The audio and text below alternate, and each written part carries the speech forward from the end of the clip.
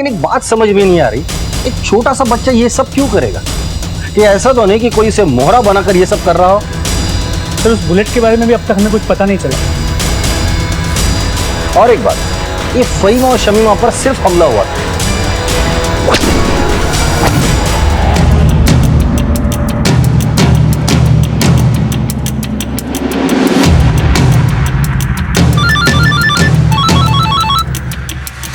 हाँ बोल।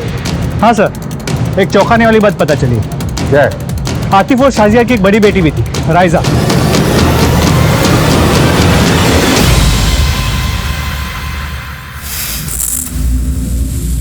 जी साहब।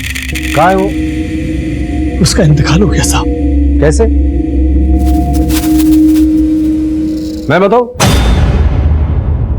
उसकी भी शादी 14 साल की उम्र में की थी। वो प्रेग्नेंट थी और उसी में उसकी मौत हो गई। शर्म आनी चाहिए तुम लोगों को। किससे शादी की थी उसकी? फहीम कुल्फी वाले से साहब।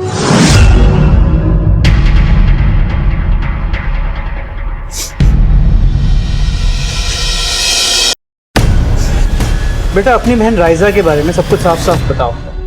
मेरी अम्मी अब्बू ने मेरी बहन राइजा की शादी कुल्फी वाले फहीम से करवा दी थी जब वो सिर्फ 12 साल की थी, और 10 महीने पहले जब वो 14 साल की हुई तो मेरी बच्ची सब ठीक होगा, अल्लाह सब ठीक करेगा। रायदा बस थोड़ी सी हिम्मत और। रायदा थोड़ी हिम्मत और कर। रायदा कुछ नहीं होगा। आँख खोलो बेटा, आँख खोल। रायदा आँखें खोलो बेटा। रायदा आँखें क्यों नहीं खोल रही है ये? रायदा हौसला रख, आँखें खोल। रायदा आँखें खोल। अरे क्या हुआ शाजिया? अरे क्या हुआ राइजा को? रायदा के अब्बू, रायदा नहीं रही हमारी बच्ची छोड़िए, चलिए।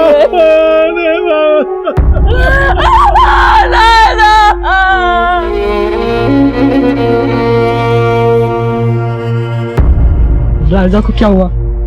अल्लाह को प्यारी होगी।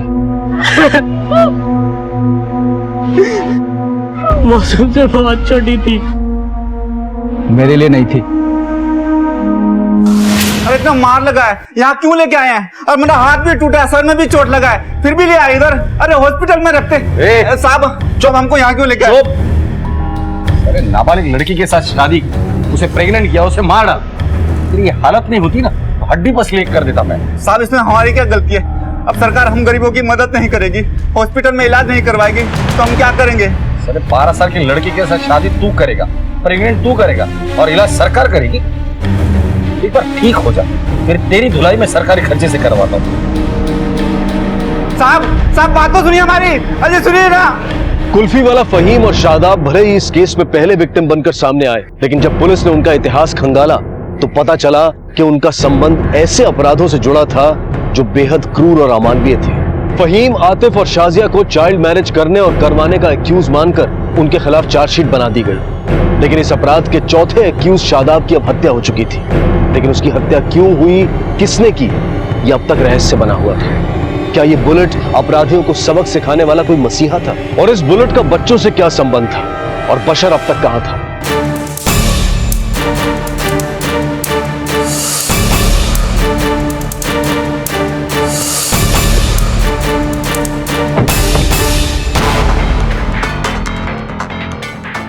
आसपास के एरिया में बशर का स्केच दिखा के पूछताछ करो। सर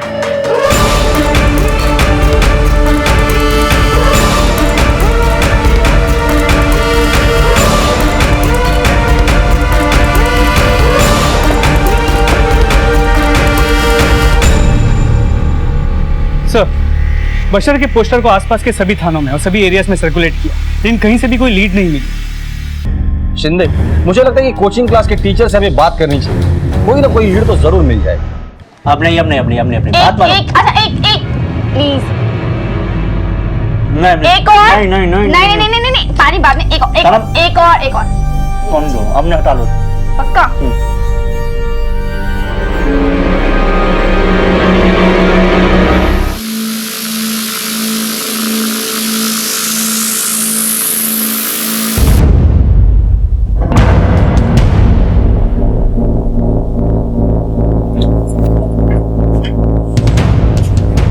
सना, जी सर।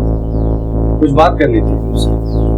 जी क्या उस रात जावेद, निसर और शाहिद तुम्हारे कोचिंग क्लास में पढ़ रहे थे? जी सर, तीनों बहुत अच्छे स्टूडेंट हैं, कोई क्लास मिस नहीं करते। तुम्हारी ये कोचिंग क्लास हमेशा लेट तक चलती है क्या? नहीं सर, बट एग्जाम आने वाले हैं तो मैं लेट तक क्लासेस देती हूँ ताकि बच्चों के एग्जाम अच्छे जा सके। तुम्हें लगता है ये बच्चे ऐसा कुछ कर सकते हैं? नहीं सर, वो बच्चे तो बहुत मासूम हैं, तो सपने में भी किसी का बुरा करने का नहीं सोच सकते। तुम्हारे घर में और कौन कौन है? अबू जान और भाई जान। और कोई? जी नहीं, अबू जान ग्लास फैक्ट्री में काम करते हैं और मैं और भाईजान घर रहते हैं। भाई कहाँ है तुम्हारा? अंदर है। बोलो। भाईजान, भाईजान बाहर।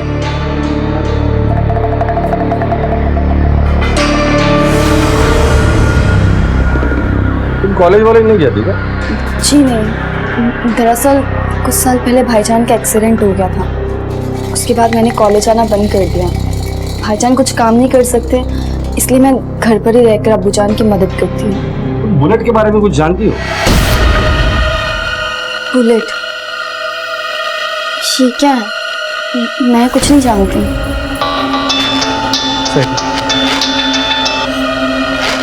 हेलो, क्या? ठीक है सर, डंपिंग यार्ड के पास एक सर कटी लाश मिली। चलो।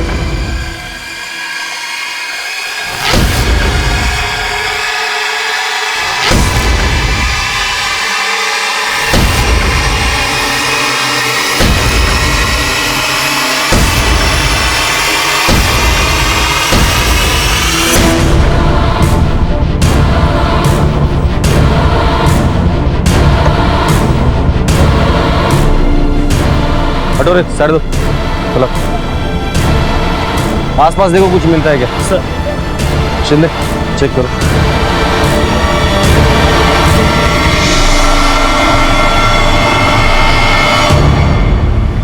सर दोनों हाथों पे इंजरी मार्क्स, लगता है बच्चे को बांध के रखा था और मरने से पहले इसने काफी स्ट्रगल की।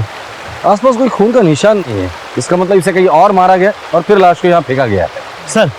सर सब जगह छानबीन की, कुछ नहीं मिला। तो लाश की कद काठी को देख के लगता है कि लाश बशर की हो सकती है, लेकिन उसकी शिनाख्त कैसे करेंगे? वो तो अनाथ था। अगर ये लाश बशर की है तो इसकी शिनाख्त जीनत करेगी, क्योंकि बशर का जीनत के घर पे आना जाना था। इस जीनत को बुला कर लेकर आ। सर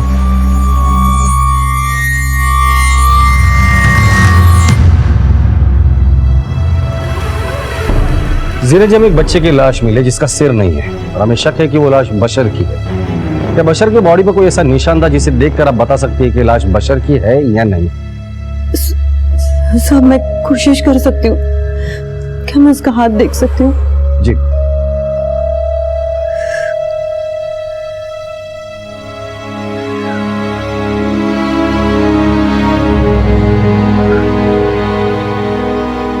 हमें इस लाश पे से कपड़े मिले, क्या इन कपड़ों को आप पहचानती हैं?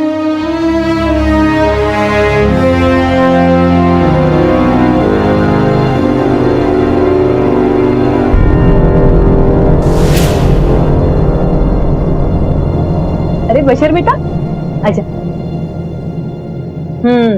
मैं समझ गई, भूख लगी है ना? आजा, मैंने शाहिद के लिए सवैया बनाई है, तू भी खा ले। बैठ। हाँ था, कब से ढूंढ रहा था, मैं क्लास भी जाके आ गया। ये ले बेटा, खा ले सवैया। अरे बशर बेटा, तेरा शर्ट तो फट गया है, मैंने ना तेरे लिए नया कुर्ता सिलाया, अभी लेके आया। बहुत मस्त है, तुझे बहुत अच्छा लगेगा। ये देख, अच्छा है ना?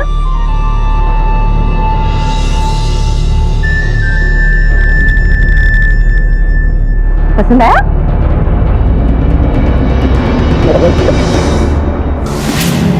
कुछ दिन पहले मैंने ये कुर्ता खुद बशर के लिए सिलाया था। मेरी आपसे एक गुजारिश है, ये बात आप शाहिद को मत बताइएगा, सब उसे बहुत दुख होगा। मैं नहीं चाहती कि उसे कोई सदमा लगे। माफ कीजिए जीनत जी, पर मैं ऐसा नहीं कर सकता। बशर शाहिद के सबसे करीब था, इस सिलसिले में शाहिद से भी मुझे पूछताछ करनी ही पड़ेगी। हालांकि बॉडी का डीएनए मैच करना मुमकिन नहीं था क्योंकि बशर अनाथ था, लेकिन जीनत के बयान के आधार पर यह माना जा रहा था कि जिस बच्चे की लाश पुलिस को मिली थी वो बशर ही था। सवाल खड़े कर रही थी कि क्या बशर की हत्या इसलिए हुई थी क्योंकि वो बुलेट गैंग से जुड़े राज जानता था, या फिर बशर खुद बुलेट गैंग का हिस्सा था और उसकी हत्या इसलिए हुई थी ताकि पुलिस इस गैंग के बाकी लोगों तक ना पहुंच पाए। लेकिन बशर के अलावा क्या बुलेट गैंग का शाहिद, निसार और जावेद के साथ भी कोई कनेक्शन था?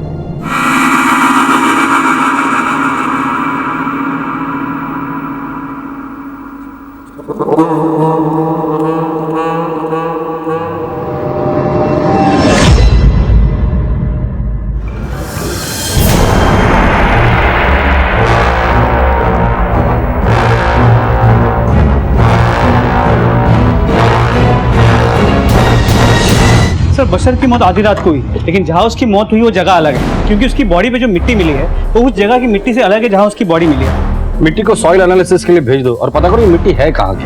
सर छोड़िए छोड़िए मुझे, छोड़िए मुझे सर मेरी मदद करिए।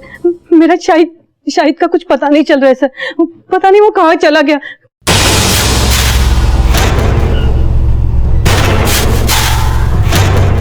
खुदा के लिए मेरे शाहिद को ढूंढिए। कब से गायब है वो? करीबन कल शाम से 4-5 बजे से। कल शाम से वो गायब है और आज आप कंप्लेंट लिखाने आई है। मैं डर चुकी थी सब, बहुत परेशान थी सर, मुझे समझ में नहीं आ रहा था मैं क्या करूं। मैंने उसे सब जगह ढूंढा सर, वो कहीं नहीं मिला तो मैं आपके पास आ गई। शाहिद के डिटेल्स आप बाहर लिखवा दीजिए, हम उसे ढूंढने की कोशिश करें। जी शुक्रिया सर।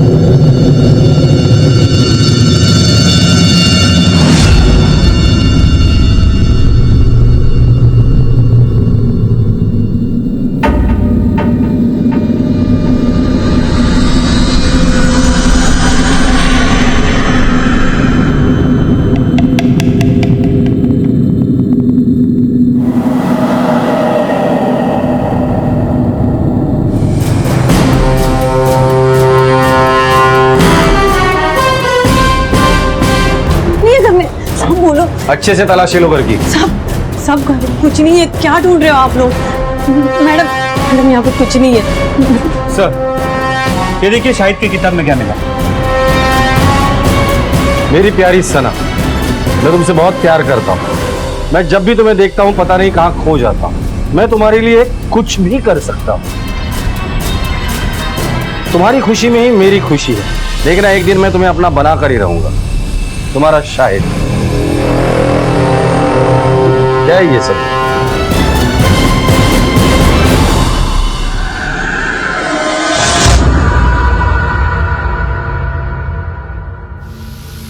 शायद ऐसा नहीं कर सकता साहब, वो ये सब ऐसे प्यार सब नहीं कर सकता साहब। मैं बोल रही हूँ ना, उसके साथ किसी ने मजाक किया होगा साहब, उसके किताब में ये सब लिखकर। मैं माँ हूँ साहब उसकी, मुझे पता है ना, वो ये सब नहीं कर सकता साहब। ये देखिए कागज मिले।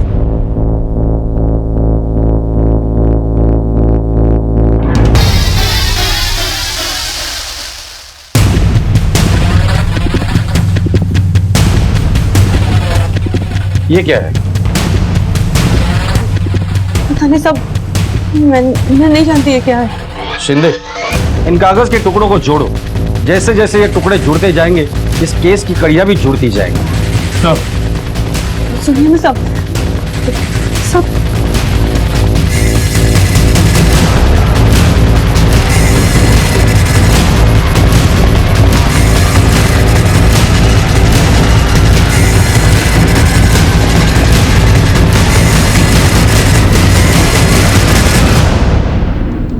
सर ये वो कागज के टुकड़े जो शाहिद के घर से मिले।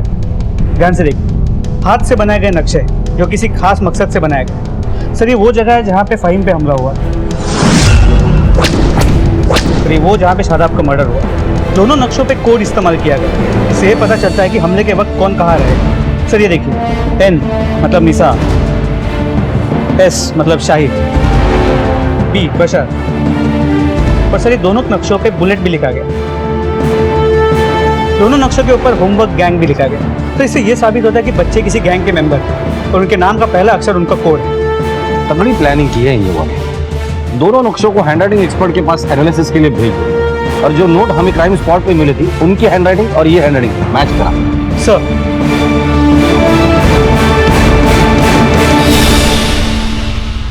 ये क्या है? ये वही कागज के टुकड़े जो तुम्हारे घर से मिले थे, जिन्हें जोड़कर ये नक्शा तैयार हुआ है, और ये नक्शा बनाकर ही 2 लोगों पर हमला किया गया, और ये हैंडराइटिंग शाहिद की है। अब क्या बोलना है आपको? सब आप ऐसे कैसे मेरे शाहिद पे इल्जाम लगा सकते हैं? जीनत, अभी तक तो तुमने हमें कुछ बताया ही नहीं कि ऐसा तो नहीं कि तुम्हें सब कुछ पता था और शाहिद को बचाने के लिए तुम हमसे झूठ बोल रही हो। नहीं साहब, खुदा की कसम, इस बारे में मुझे कोई मालूमात नहीं है साहब। लेकिन मेरे शाहिद को ढूंढ दीजिए साहब। अब शाहिद को ढूंढना हमारे लिए जरूरी है। साहब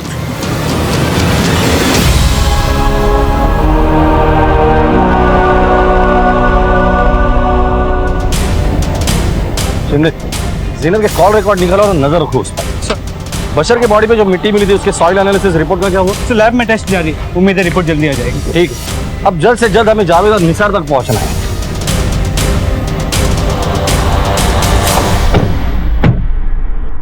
शाहिद के कमरे से बरामद हुए कागज के टुकड़े जब जोड़े गए तब यह साफ हो गया कि बुलेट गैंग का कनेक्शन सिर्फ शाहिद से ही नहीं बल्कि जावेद और निसार से भी हो सकता है। लेकिन पुलिस इस बुलेट गैंग के बनने के मकसद और इसे बनाने वाले मास्टरमाइंड से अब तक बेखबर थी। लेकिन निसार और जावेद से पूछताछ करके इस गैंग से जुड़े हर राज को उगलवाने की कोशिश की जा रही थी।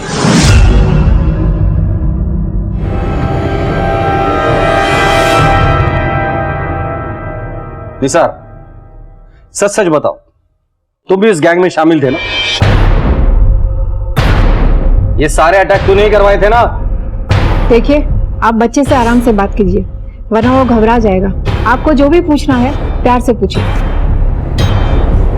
देखो निसार, तुम्हें मुंह नहीं खोलना है तो मत खोलो, लेकिन शाहिद ने हमें सब कुछ बता दिया है।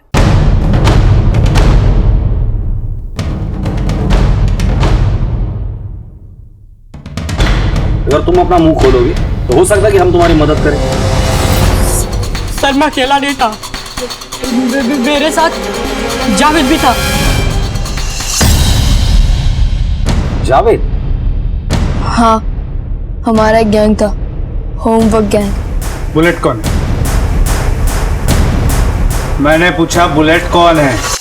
वो बुलेट सना को ले आओ।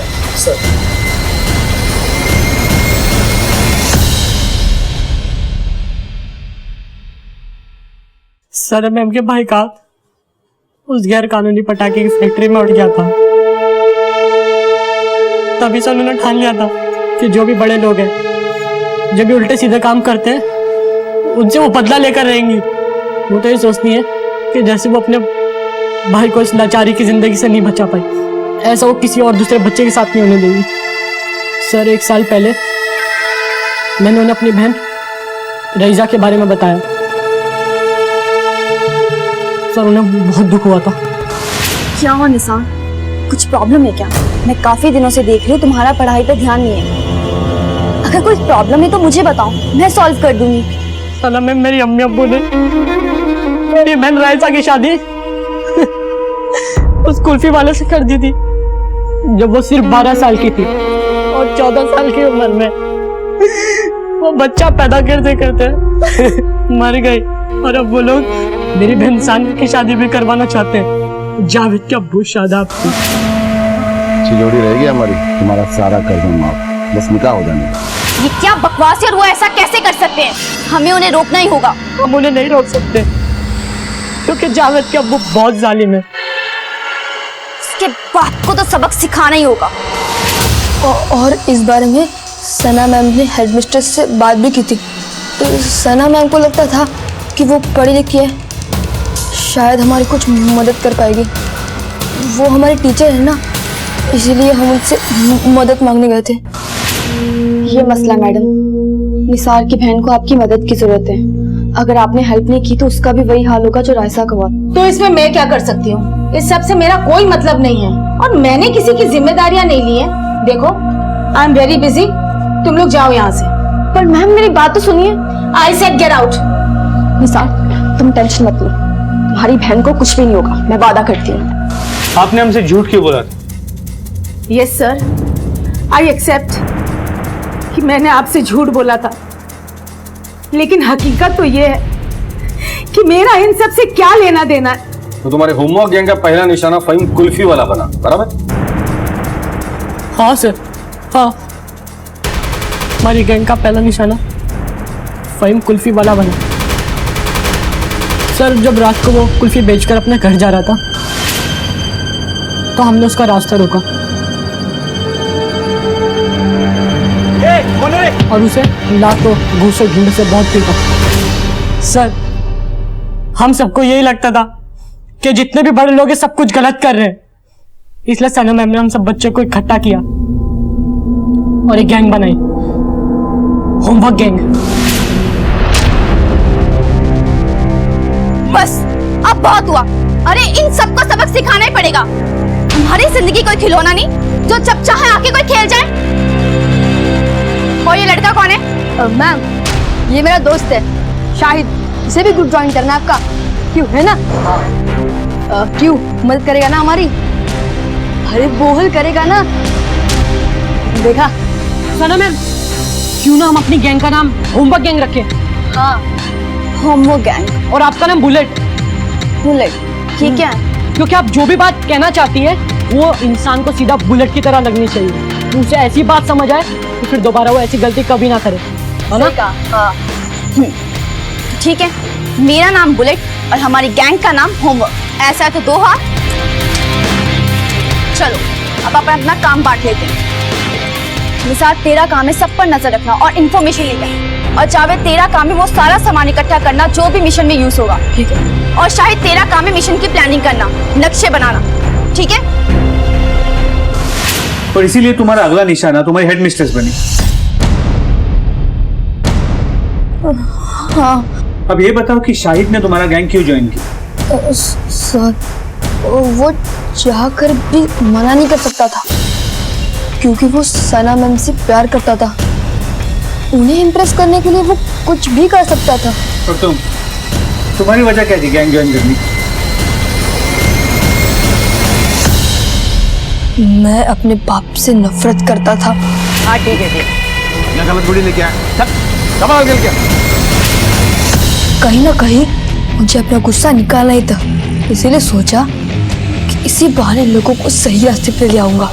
जावेद और निसार के बयान से यह साफ था कि इस गैंग का निर्माण सना द्वारा किया गया था, लेकिन जावेद, निसार और शाहिद को ट्यूशन क्लासेस देने वाली सना इन बच्चों को ये बदले का पाठ क्यों पढ़ा रही थी? फहीम, शमीमा और शादाब ने जो किया वो माफी के काबिल नहीं है, लेकिन सना भी बच्चों के भविष्य के साथ खिलवाड़ कर रही थी। पढ़ने लिखने वाले बच्चों को इस कदर बरगलाया गया था कि वो सना के इशारे पर हिंसा करने पर उतारू हो गए थे। क्या बुलेट गैंग बनाने के पीछे सना का कोई और मकसद भी था?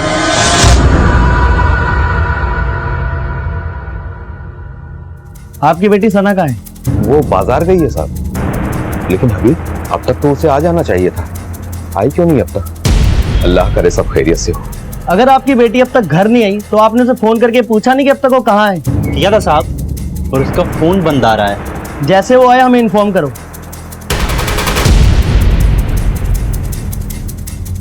ये ऐसा तो नहीं कि सना इसलिए भाग गई है क्योंकि उसे पता चल गया था कि हम लोग उसके पहुंचने वाले हैं। तो सना के घर के आसपास पूछताछ की, सभी का कहना है कि वो सीधी सारी और अच्छी लड़की है, सब उसे पसंद करते थे। लेकिन बच्चों की बात माने तो सना ही बुलेट थी, उसने गैंग ही बच्चों के लिए शुरू की थी।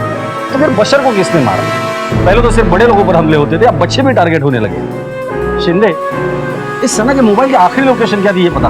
जी सर, एक मिनट। हेलो, ठीक है सर। बशर की बॉडी पे जो सॉइल सैंपल्स मिले थे उसकी एनालिसिस रिपोर्ट आ गई, वो मट्टी अक्सा गांव की है।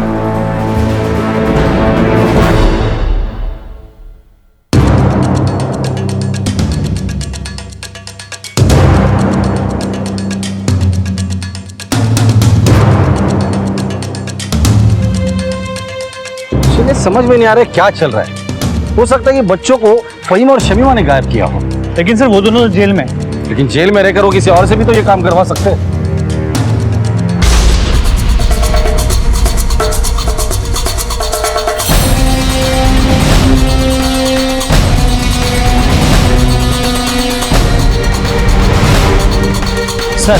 सर सना की लास्ट लोकेशन पता चल गई, मलाड क्लिनिक के पास।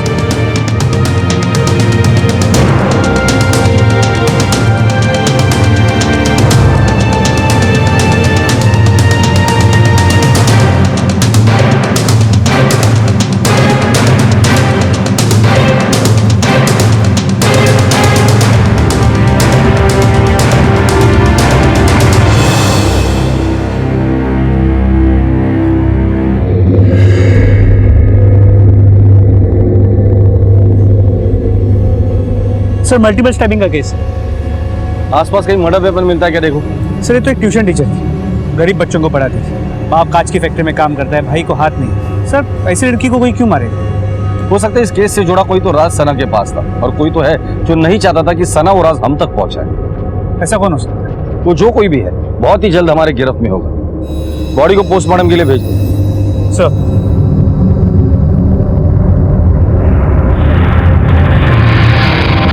जिसे अब तक बुलेट गैंग का मास्टरमाइंड समझा जा रहा था, अब उसकी भी हत्या हो चुकी थी।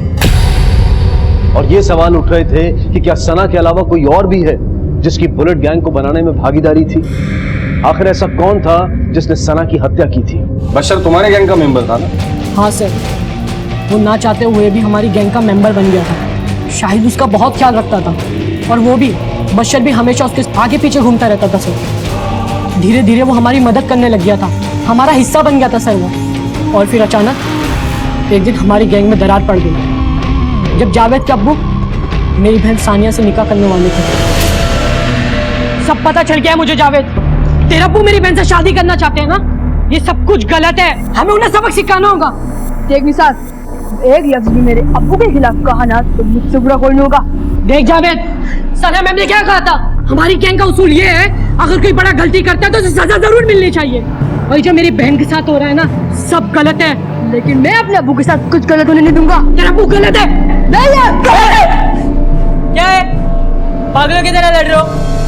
एक बार बोला ना, रूल सबके लिए सेम है, मतलब सेम है। लेकिन वो मेरे अब्बू है और उन्हें कोई कुछ नहीं करेगा। मेरी बात ध्यान से ठंडे दिमाग से सुन। जब हमारी गैंग बनी थी तो ये भी रूल बना था, चाहे वो कोई अपना भी हो उसके लिए सेम रूल होंगे। And rules are rule. तो वो मेरे अब्बू है और मेरे रहते उन्हें कोई कुछ नहीं कर सकता, समझे तुम लोग? वो जावेद हम लोगों के इसलिए खिलाफ था क्योंकि वो डरता था अगर उसके अब्बू को कुछ हो गया तो उसका और उसकी अम्मी का क्या होगा। तुम लोगों ने शादाब को क्यों मारा? नहीं सर, हमने उन्हें नहीं मारा। जब हम उन्हें पीट रहे थे तो बशर ने हमें सीटी देकर इशारा किया कि जावेद आ रहा है और हम वहां से भाग निकले। हमें डर था कि कहीं उसने अपनी अम्मी या फिर किसी और को ना बता दिया हो, कहीं हम पकड़े ना जाए, इसलिए हम वहां से भाग गए सर। अच्छा, नौफिया ने हमसे झूठ क्यों कहा कि जावेद उसके साथ? शादाब का जब मर्डर हुआ तुम कहाँ थे? मैंने बताया ना सब। तुम चुप बैठो। तुमने हमसे झूठ कहा था कि जावेद तुम्हारे साथ था। अब जावेद हमें बताएगा। बताओ कहाँ थे तुम? सर, मैंने मार दिया उसको। और सर कर भी क्या सकता था मैं?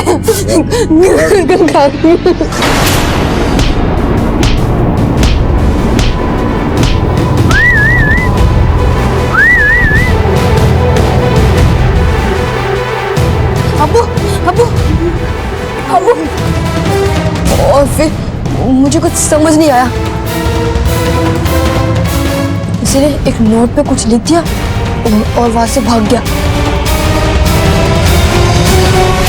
और तुम्हें ये सब पहले से ही पता था ना? जावेद ने मुझे आकर सब बता दिया था। मम्मी, मैंने अब्बू को मार दिया। ये क्या बोल रहा है तू पागल की तरह? मैं सच बोल रहा हूँ मम्मी।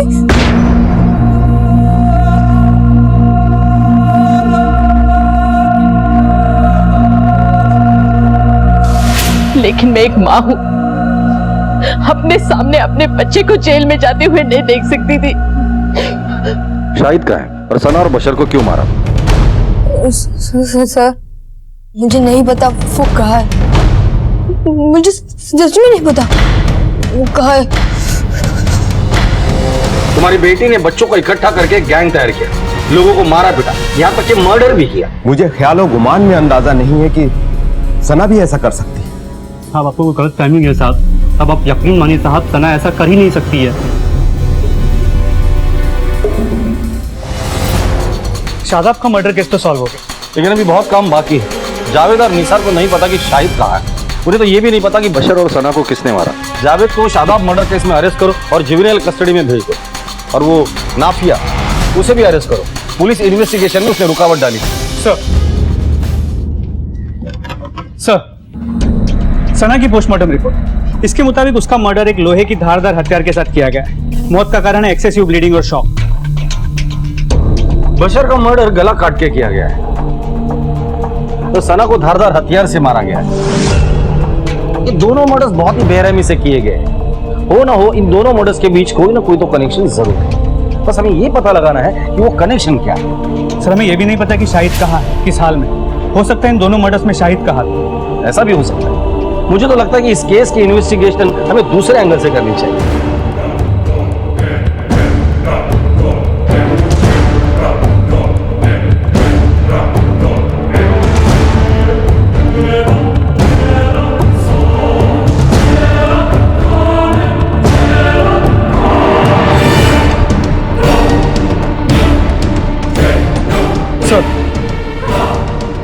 कंस्ट्रक्शन कंपनी ने दी हुई वर्कर्स की लिस्ट है जो उस कंस्ट्रक्शन साइट पे काम करते हैं। सर ये नाम देखिए, रहमान, ये वहां काम करता है। बशर के धड़ पे जो मिट्टी मिली है वो उसी कंस्ट्रक्शन साइट के जहां पर तुम काम करते हो। इसका मतलब बशर का मर्डर तुम्हारे कंस्ट्रक्शन साइट पे हुआ है। साहब मैं तो कांच की फैक्ट्री में काम करता हूँ, मेरा बेटा वहां काम किया करता है। लेकिन अटेंडेंस रजिस्टर पे तुम्हारा साइन। साहब वो मेरे बेटे का एक हाथ नहीं है ना, इसलिए उसकी जगह मैं दस्तखत किया करता था। साहब हम गरीब लोग हैं, अब इस महंगाई के ज़माने में अगर मिलजुल कर सब लोग काम नहीं करेंगे तो घर का खर्च कैसे चलेगा। इसीलिए हबीब ने दोबारा काम करना शुरू किया, लेकिन हमने ये बात सना को छुपा कर रखी थी, क्योंकि अगर उसको ये बात पता चल जाती तो वो अपने भाई को काम नहीं करने देती। इसीलिए हबीब सना से छुप छुपा कर काम करने के लिए जाया करता था। तुम्हारे बेटे का तो एक हाथ नहीं है, तो कंस्ट्रक्शन साइट पे वो क्या काम करता था? वहाँ उसके ही हिसाब का काम दिया जाता था साहब। हबीब तो अपाइज था, कंस्ट्रक्शन साइट पे वो क्या काम करता था? सर सच बताऊं तो बड़ा दुख होता था उसे काम करता हुआ देखकर। उसके पिताजी आए थे हमारे पास कि बच्चे को काम पे रख लो, अपाहिज है लेकिन काम करना चाहता है, पैसे सबको चाहिए, तो हल्का फुल्का काम हम उससे ले लेते थे। हबीब? हाँ साहब, हम कुछ दिन पहले देखा था हबीब को, एक ही हाथ से जमीन में खड्डा खोद रहा था। हमें लगा ये कुछ अजीब सी बात है, फिर हमने ज्यादा ध्यान नहीं दिया।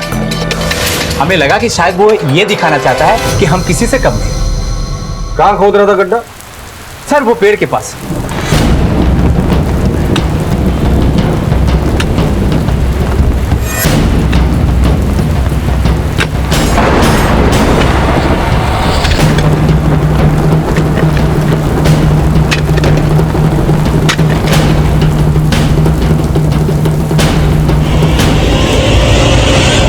बशर?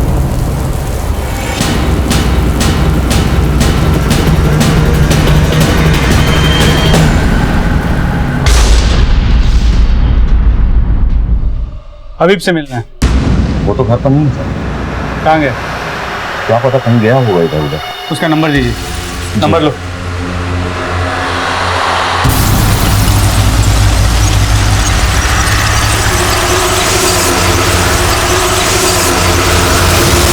क्या हबीब के गायब होने की वजह यह थी कि सना और बशर के खून में उसी का हाथ था, या फिर यह कहानी कुछ और ही थी? पुलिस के लिए केस दिन ब दिन एक उलझन बनता जा रहा था। रॉबरी केस की अगली सुनवाई कब है? 28 तारीख। सर हबीब की फोन डिटेल आ गई। उसका फोन अभी चालू है, इसी धारावाली गांव में है। सर उसका फोन अभी भी चालू है, मतलब उसे इस बात की भनक नहीं है कि हम उसके नंबर को ट्रेस कर रहे हैं। कोई ऐसा नंबर है जिसके साथ वो रेगुलर कांटेक्ट में? जी हाँ सर। सर एक नंबर ये है जिसके रेगुलर कांटेक्ट में था, और सर इसका नाम है सुरेश और ये तांत्रिक है। शिंदे, इस तांत्रिक को तुम संभाल, हबीब की खबर मैं लेता हूँ।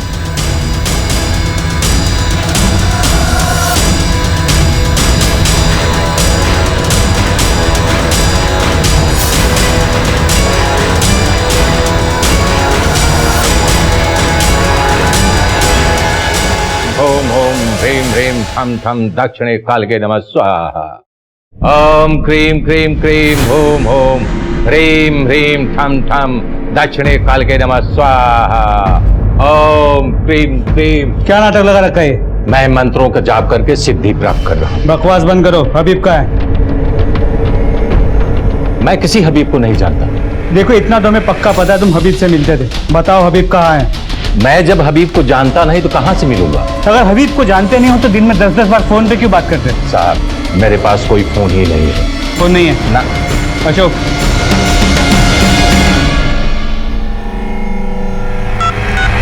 ओम क्रीम क्रीम होम होम ह्रीम ह्रीम ठम ठम दक्षिणे कालके नमः स्वाहा। बकवास बंद करो।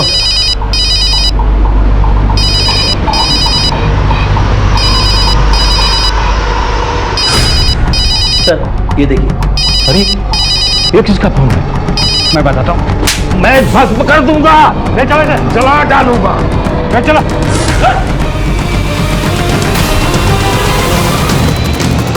पकड़ो इसे। मुझे मेरी बात बोलो। मैंने कुछ नहीं किया है। मैंने कुछ नहीं किया है साहब। हमें अंदाजा नहीं था इस कांड के पीछे तू होगा। ले चलो इसे। शाहिद शाहिद शाहिद बैठ। शिंदे फौरन यहाँ एक एम्बुलेंस भेज दो। अरे मेरा क्या कसूर था जो उस पटाखे की फैक्ट्री के ब्लास्ट में मेरा हाथ उड़ गया? मुझे अंदर अंदर घुटन होती थी। मैं सोचता था कि आम जिंदगी क्यों नहीं जी सकता हूं। मैं जानता था कि मैं कुछ नहीं बदल सकता हूं। मुझे इस बात का अंदाजा था। हाथ ना होने की वजह से मुझे कोई नौकरी नहीं देता था, मुझे कोई काम पे नहीं रखता था और मुझे नफरत होने लगी थी अपने आप से। एक दिन वो बिल्डिंग का सुपरवाइजर मनोज, उसने मुझे बुलाया। उसने कहा कि तुम्हारे लायक कुछ काम है। काम करेगा? जी करूंगा ना साहब। पैसे वैसे कमाने हैं? कमाने हैं साहब। अच्छा मेरी बात ध्यान से सुन। तो ये जो बिल्डिंग देख रहा है ना, ये सारी बिल्डिंग, इस सारी बिल्डिंग का सेठ यानी कि मालिक वो चाहता है कि यहाँ पे एक बलि दी जाए ताकि यहाँ पर ये जमीन सोना उड़े, पैसे निकले यहाँ से, बरसात हो पैसों की। आई बात समझ में? हाँ। तो तू अगर एक ऐसा बच्चा ले आता जिसके आगे पीछे कोई ना हो, अकेला हो, अनाथ हो, उस बच्चे की हम बलि यहाँ दे देंगे और उसके बाद पैसों की बरसात होगी, खूब धन वर्षा होगी, तेरी जेब पैसों से भर जाएगी। समझ रहा है ना? करेगा ना? करूंगा सर। आज से धंधे पे लग जा और जैसे ही तुझे कोई ऐसा बच्चा मिलता है जिसके आगे पीछे कोई नहीं, मुझे दिलाकर और हम उसकी बलि देंगे, उसके बाद तेरी जेब नोटों से भर जाएगी। चलिए चलेगा। पैसों के लालच में मैंने हाँ कर दिया। फिर मेरी नजर बशर पे पड़ी। मैंने देखा कि बशर के ना कोई आगे है ना कोई पीछे है और बशर का आना जाना शाहिद के घर पे बहुत ज्यादा था।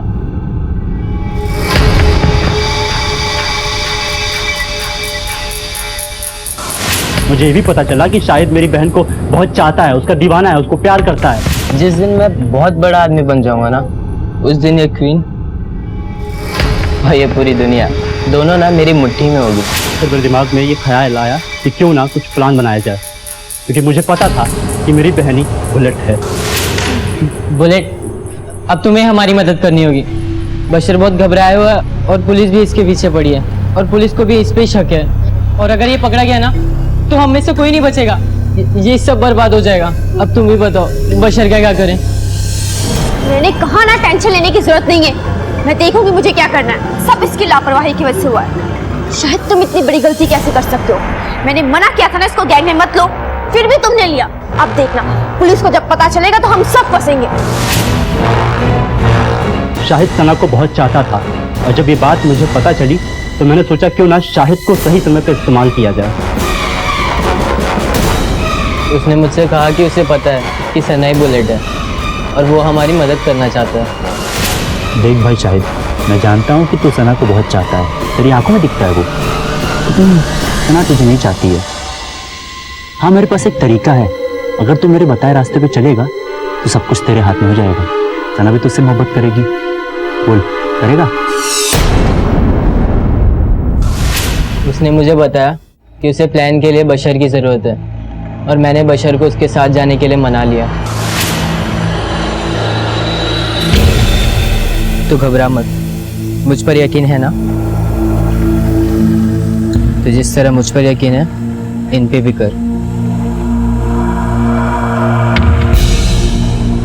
हम दोनों का मकसद एक ही है, जाइन के साथ। मुझे नहीं पता था कि हबीब बशर की बलि चढ़ा देगा तांत्रिक के हाथों।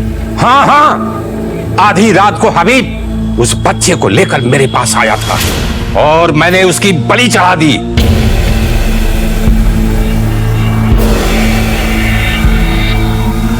कंस्ट्रक्शन वाली बिल्डिंग की जगह उसकी नींव में उसका सर दफन कर दी और उसका शरीर किसी दूसरी जगह फिकवा दिया। जब बशर की लाश बरामद हुई और ये बात शाहिद को पता चली तो वो डर गया, भाग निकला। हमने शाहिद को बहुत खोजा, वो नहीं मिला। फिर एक दिन मैंने और सुरेश ने उसे पकड़ लिया। कितने अफसोस की बात है, तुम्हारी बहन ने जिस वजह से गैंग शुरू की थी उसकी पहली वजह तुम थे, क्योंकि उसे लगा कि तुम्हारे साथ नाइंसाफी हुई, किसी और के साथ नाइंसाफी ना हो, इसलिए उसने बच्चों का साथ दिया था और तुमने उसे ही मार डाला। क्यों मारा अपनी बहन को? नहीं साहब, मैंने नहीं मारा साहब। साहब मेरा यकीन करिए साहब, मैंने नहीं मारा है सना को। तू ऐसे नहीं मुझे बोलेगा, जादव इसे अच्छे से पूछताछ कर। साहब मेरी बात मानो साहब, मैंने उसे नहीं मारा है साहब। पुलिस की सख्त पूछताछ के बावजूद भी हबीब अपने बयान पर कायम रहा। अगर हबीब ने सना का मर्डर नहीं किया था तो फिर किसने की थी सना की हत्या और क्यों? और बुलेट गैंग का क्या राज था? ये हबीब मुंह नहीं खोल रहे। हबीब को इतना तोड़ा, उसका एक ही कहना है कि सना के मर्डर के बारे में वो कुछ नहीं जानता। कंस्ट्रक्शन साइट के ओनर और सुपरवाइजर भी कस्टडी में, उनका भी यही कहना है कि सना के मर्डर के बारे में उन्हें कुछ नहीं पता। अगर किसी को कुछ नहीं पता तो फिर सना को मारा किसने? सर, ये सना मर्डर केस तो कुछ आगे बढ़ ही नहीं रहा। शिंदे, सना के पोस्टमार्टम रिपोर्ट में साफ लिखा है कि सना का मर्डर किसी धारदार हथियार से किया गया था, जिसको 2 ब्लेड्स थे। 2 ब्लेड्स? ऐसा कौन सा हथियार हो सकता है? वही तो मैं भी सोच रहा हूँ कि 2 ब्लेड्स।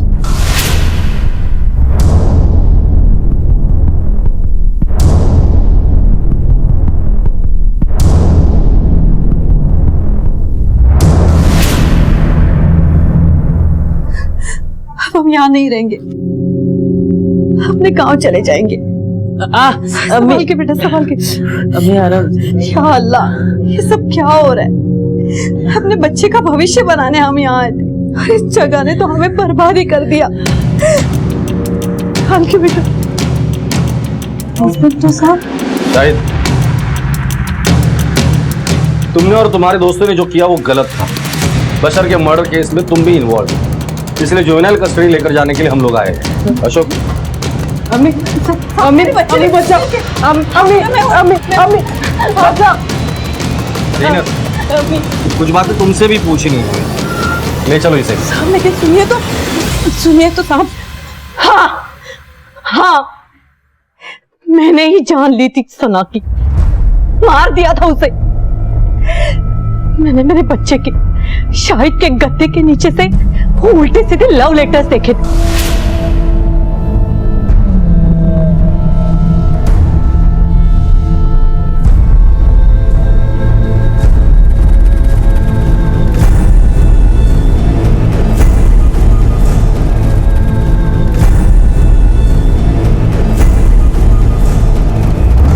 बर्बाद कर दी मेरे बेटे की जिंदगी, उसने गुमराह करके रखा था उसे। मैंने ही गुस्से में आकर वो पेपर फाड़ दिए थे। मैंने वो नक्शे भी देख लिए थे और मुझे पता था कि सना ही बुलेट है। फिर मैंने उसे खाड़ी के पास बुलाया था मिलने के लिए।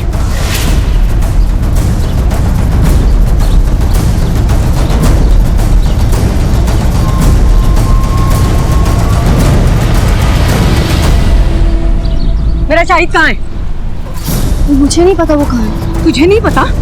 मुझे पता है कि तूने ही मेरे बेटे को इन झंझटों में फंसाया है। बता मेरा शाहिद कहाँ है? मेरा यकीन मानिए, मुझे नहीं पता। देख, मुझे सब पता है और मैं उसकी माँ हूँ और मुझे जानने का पूरा हक है कि मेरा बेटा कहाँ है और किस हाल में है। मुझे बता मेरा बेटा कहाँ है? मुझे कैसे पता होगा आपका बेटा कहाँ है? देख, वो कहीं नहीं मिल रहा है। मैं टीचर हूँ, मैं इनको पढ़ाती हूँ, ये नहीं देखती कि वो कहाँ है। मुझे पता है ना, तू टीचर है और क्या सिखाती है उसको। मैंने ऐसे मार दिया, मारना ही चाहिए था उसे। मैं मारना नहीं चाहती थी उसे, लेकिन वो मर गई मेरे हाथों से। मेरे बेटे की जिंदगी बर्बाद की। साहब, मैं मेरे बच्चे को पढ़ाना चाहती थी, बड़ा आदमी बनाना चाहती थी, लेकिन उसने हमारी जिंदगी बर्बाद की। उसे मरना ही चाहिए था, मरना ही चाहिए था उसे, मरना ही चाहिए था। ज़ीनत, अपराधियों को सजा देना कानून का काम है। माना कि तुमने ये सब अपने बेटे की खुशी और उसके उज्जवल भविष्य के लिए किया, लेकिन जब तुम्हें वो लेटर्स और नक्शे मिले थे तब तुम्हें पुलिस के पास आना चाहिए, पर तुमने ऐसा नहीं किया। तो तुम्हारी इसी गलती की वजह से तुम्हारा और तुम्हारे बेटे का भविष्य बर्बाद हो गया। तुम्हारा बेटा कुछ सालों के बाद जुवेनाइल कस्टडी से छूट जाएगा, लेकिन तुम जिंदगी भर जेल में सड़ोगी।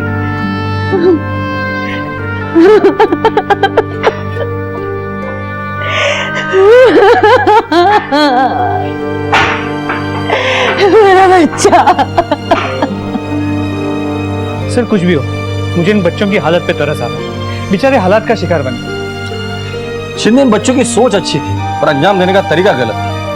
काश उन्होंने पुलिस पे भरोसा किया होता तो उनका ये हश्र नहीं होता।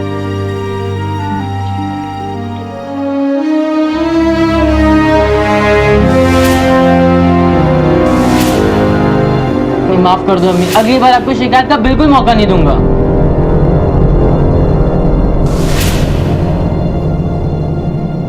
कहते हैं कि गलत को सही करने के लिए भी सही मार्गदर्शन और सही साथ की जरूरत होती है, वरना कब गलत को सही करते करते हम खुद गलत की राह पर चल पड़ते हैं ये पता ही नहीं चलता, और न जाने कब ये रास्ते बर्बादी की तरफ मुड़ जाते हैं। बच्चों के उठाए गलत कदम से कितनी जानें चली गई, 3 परिवार बर्बाद हो गए। सही करने की नीयत तो थी लेकिन रास्ता गलत चुना गया था, इसलिए सिर्फ बर्बादी सामने आई। बदले की भावना इंसान के अंदर बने घावों को कभी सूखने नहीं देती, और एक दिन ये नासूर लावा बनकर फट पड़ता है और अपने साथ साथ बहुत कुछ जलाकर राख कर देता है। गलत तरीके से किया जाने वाला सही काम भी हमेशा खुशी नहीं देता है, और इससे होने वाला नुकसान भी किसी पैमाइश में नहीं आता। याद रखिए, हमारा दिमाग एक भट्टी की तरह से है जो हर समय अपने विचारों की ऊर्जा से गर्म रहता है। अब ये हम पर निर्भर करता है कि हम उस ऊर्जा का इस्तेमाल सही काम के लिए करना चाहते हैं या फिर गलत काम के लिए। देखते हैं हमारे आज के एपिसोड की दूसरी कहानी। आपसे हम जब अफसर बन जाएंगे ना तो आपको हाथ गाड़ी खींचने की कोई जरूरत नहीं होगी। और हम अपनी बिटिया के साथ गाड़ी में ऐसे बैठ के जाएंगे।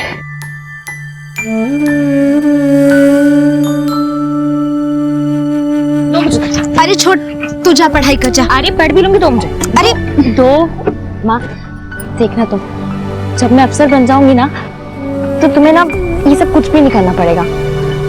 पता है, अफसर को ना एक बहुत बड़ा घर मिलता है जिसमें 24 घंटे पानी आता है, फिर तुम्हें ये सब करने की कोई जरूरत नहीं है। अच्छा, तो फिर जल्दी से अफसर बन जा। पक्का। तुम रोज मुझे साइकिल पे स्कूल छोड़ने जाते हो ना, देखना एक दिन ना मैं तुम्हें बड़ी वाली गाड़ी दिलाऊंगी, फिर साइकिल का कोई झंझट ही नहीं रहेगा। तुम सुन रहे हो मैं क्या कह रही हूँ तुम्हें? तुम सुन रहे हो? अनु तू कर सकती है, जल्दी कर। हाँ पापा, तो चुप रहेगी तब खेलूंगी ना।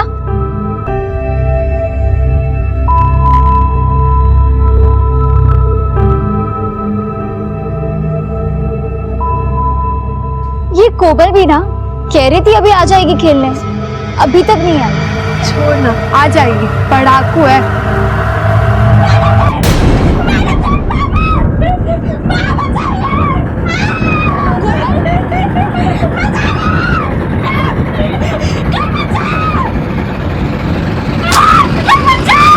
कोमल, कोमल, कोमल,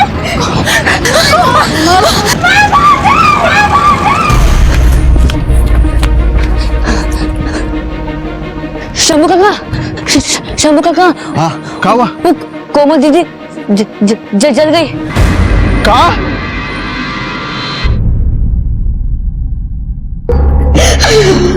इसकी हालत बहुत खराब है, बहुत बुरी तरह से जल चुकी है ये। वैसे हमने पुलिस को खबर कर दी। डॉक्टर साहब, भगवान के वास्ते मेरी बच्ची को बचा लीजिए। कोमल, कोमल, बाबूजी, बाबू, कोमल, कोमल।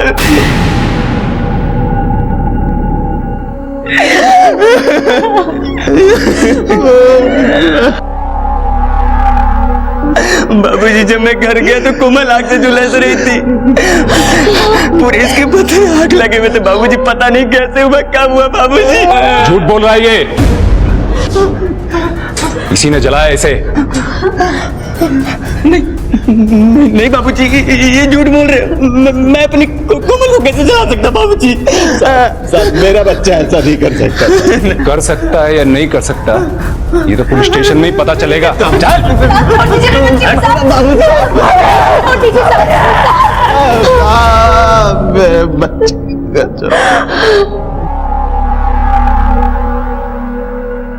माता पिता के लिए उनके बच्चों से बढ़कर और कुछ नहीं होता। बच्चे ना सिर्फ उनके बुढ़ापे का सहारा होते हैं बल्कि उनके जीवन की उम्मीद भी होते हैं। शंभू और शांति ने भी अपने बच्चों के बेहतर भविष्य की कामना की थी, लेकिन एक ही पल में उनकी दुनिया बदल गई। एक तरफ उनकी बेटी कोमल की जिंदगी अधर में लटकी हुई थी और दूसरी तरफ उनके बेटे किशन पर उन्हीं की बेटी की हत्या करने की कोशिश का इल्जाम लगा था।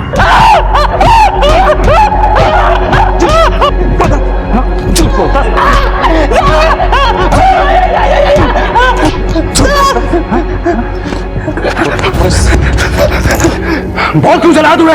नहीं साहब, मैंने अपनी बहन को नहीं चलाया। फिर झूठ बोलता है? नहीं साहब, मैं तो अपनी बहन को बचा रहा था। बचा रहा था? वहां सबने देखा है तुझे उसे चलाते हुए। बोल बोल क्यों चलाया तूने उसे?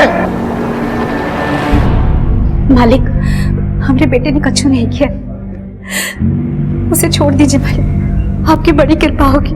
तुमको क्या लगता है कि सरकार हमको कृपा करने का पैसा देती है, काम करने का देती है?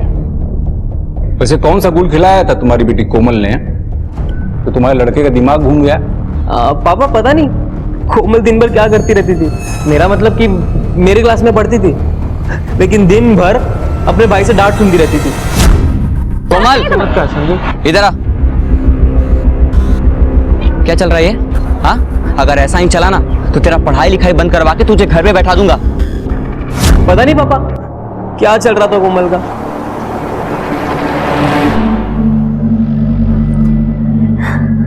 देखिए, बार बार बदलने के लिए हमारे पास अस्पताल में और चादरें नहीं है।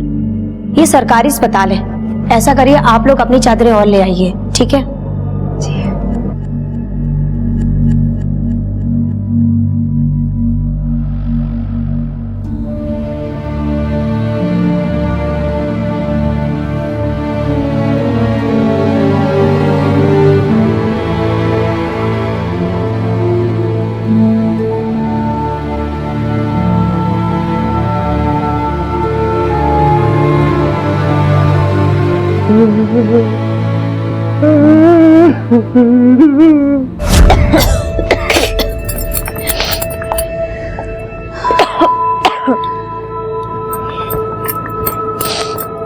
चूल्हा में खाना कहाँ पका रही हूँ माँ?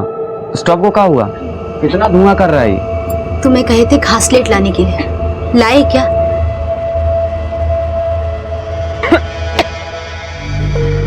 कोई बात नहीं, वो हम बने के पास से उधार ही सही पूरा घासलेट का डिब्बा ला के रख देंगे। और इतने धुआं में हमारी कोमल बिटिया पड़ेगी कैसे?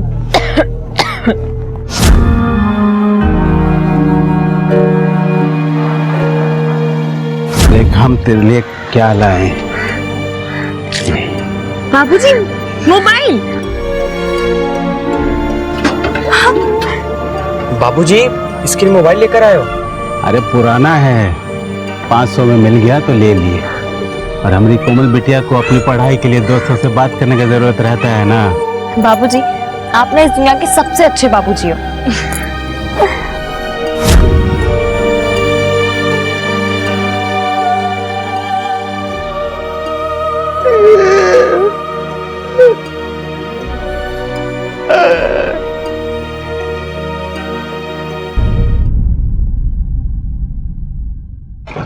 हो अपना बेटा को बचाने के लिए सबूत मिटा रहा है। नहीं साहब, वो मेरी बिटिया। जाओ देखो अंदर काका रखे हैं, ये अभी सब पता चल जाएगा। साहब मेरी बिटिया ये मिला है। पीछे का छुपा रहा है? कुछ नहीं साहब, कुछ नहीं साहब। अब वो मेरी बिटिया का फोन है साहब। ओहो, अरे इन्वेस्टिगेशन के लिए मोबाइल तो लगेगा ना।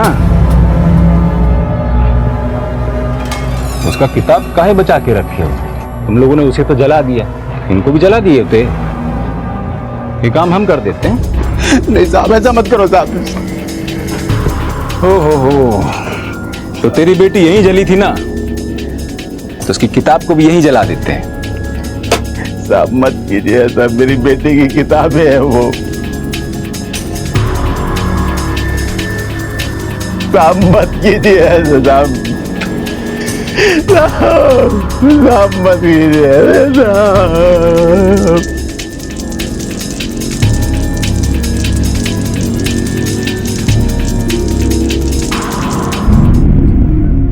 ओहो, तो तेरी बहन जीन्स पहनती थी? भाई वाह, जीन्स, लिपस्टिक, मोबाइल फोन, कौन से बॉयफ्रेंड के लिए बन ठन रही थी वो भाई? तेरा तो जी जलता होगा ना, इसीलिए तूने उसे मारने की कोशिश किया। साहब, कोमल हमारी छोटी बहन है, भला हम उसे क्यों मारेंगे? चाहिए ले जा, खेल।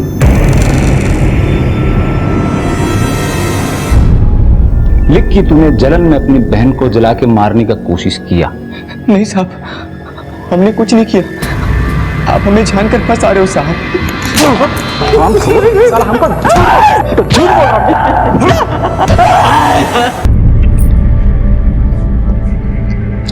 अरे शंभू, हम कैसे तुम्हारे बेटे को बचाएंगे? और किशन भी ना, जब उसे कोमल का पढ़ना लिखना पसंद नहीं था तो स्कूल बंद करवा देता है। क्या जरूरत थी अपनी बहन को जलाने की? नहीं राधे भैया, किशन ने कोमल को नहीं जलाया, रहम कीजिए। देख भाई, हम तुम्हारा इस मामले में कुछ नहीं कर सकते हैं, और वैसे भी तुम्हारी बेटी बहुत बड़बोली थी। वो पैसे वाले हैं तो क्या गाड़ी चला देंगे हमारे ऊपर और हम ऐसे चुपचाप बैठ के देखते रहेंगे? नहीं, उनको तो मुआवजा देना ही पड़ेगा, वरना हम उनके घर जला देंगे। अरे अरे काका, ये आप क्या कह रहे हैं? एक तो ये लोग वैसे भड़के हैं, ऊपर से आप आगे घी डालने का काम कर रहे हैं। अरे अगर एक्सीडेंट हुआ है तो हमें पुलिस को बताना चाहिए ना, और ये लड़ने झगड़ने से कोई फायदा नहीं होने वाला। क्यों काका, ठीक कह रही हूँ ना मैं? बिटिया, क्लास ले जाओ। एक बिटिया है जो अस्पताल में है और बेटा हवालात में। कुछ कीजिए राधे भैया, हमारे ऊपर तो चारों तरफ से भगवान की मार पड़ी है। शंभू, अरे बुढ़े नहीं हो गए हो, अभी भी जवान हो, एक दो बच्चे और पैदा कर लो। शंभू अपने बेटे को बचाने की पूरी कोशिश कर रहा था।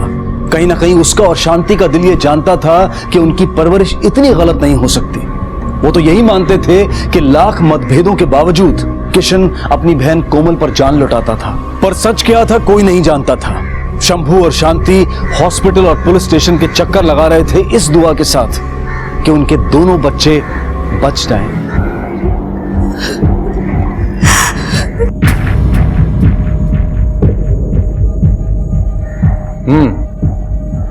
पापा, हमसे गलती हो गई।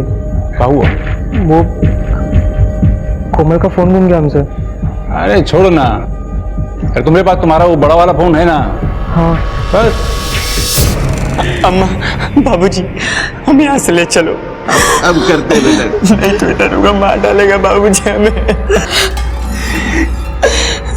ना, मुझे ले चलो यहाँ से बाबूजी, हमें यहाँ से ले चलो बाबूजी। ये बचाएंगे तुझे, ये चुपचाप से दस्तखत कर दे, बोल रहा हूँ अभी भी। दरोगा साहब, हमने कहाँ बिगाड़ा है? अरे चुप, अब से बोल रहे हैं, जिसने जो किया है तब बाद में पता चलेगा। पहले अपने लौंडे से बोलो कि दस्तखत कर दे, वरना तुम सबको अंदर कर देंगे हम। साहब, हमारे लड़के को छोड़ दो, उसने कुछ नहीं किया साहब।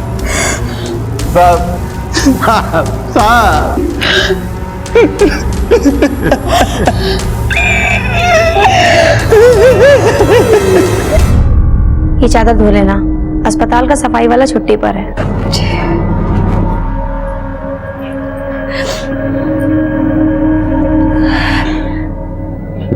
ये हमें दे दो। नहीं नहीं, हम धो लेंगे। तुमको बुखार है, लाओ हम कर देते हैं। हमने कहा ना, हम एकदम ठीक है। आप यहाँ कोमल के पास रुकिए, हम धो के लाते हैं।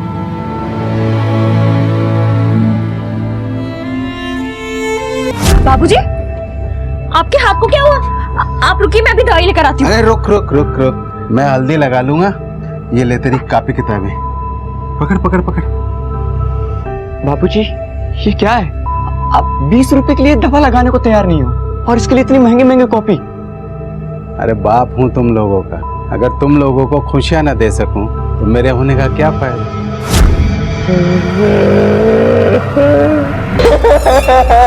जैसे तेरे चक्कर में अस्पताल में तेरी बहन सड़ रही है ना, वैसे तेरा हाथ भी सड़ रहा है। इसलिए कह रहा हूँ चुपचाप से दस्तखत करते हैं। आप मुझ पे झूठा आरोप क्यों लगा रहे हो? आखिर मुझसे क्या गलती होगी? क्या बिगाड़ा मैंने आपका? तूने नहीं, तेरी बहन ने।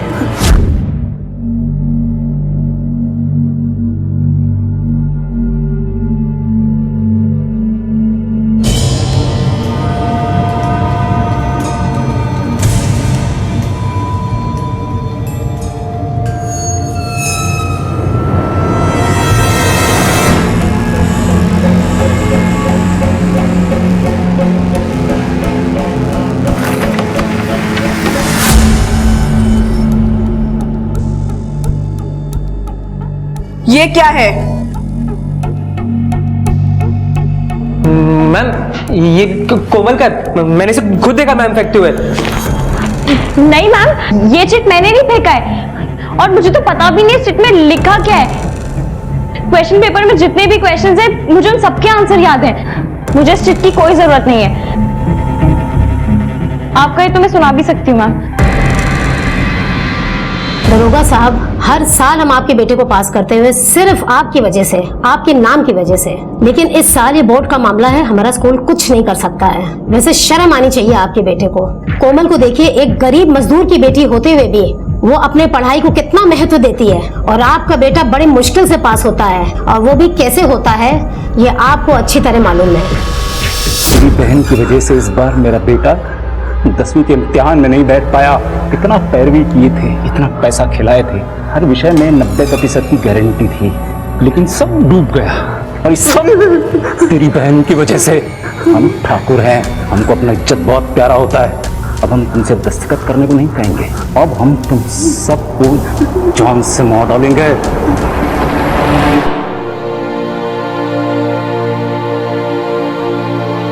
किशन, तुझे छोड़ दिया? टूटा नहीं है ये, जेल से भागा है। भाई हम तो सरकार को यही बताएंगे। ए कार्तिक। जी पापा। असली इनकाउंटर देखोगे का? जी पापा। ए, रखो कट्टा। साहब, यहाँ कट्टा है। अरे, तू कट्टा रखा है? हाँ? अरे सिर्फ कट्टा रखने से क्या होगा? गोली भी तो चलना चाहिए ना। जो गोली खाएगा उसको डबल प्रमोशन। साहब,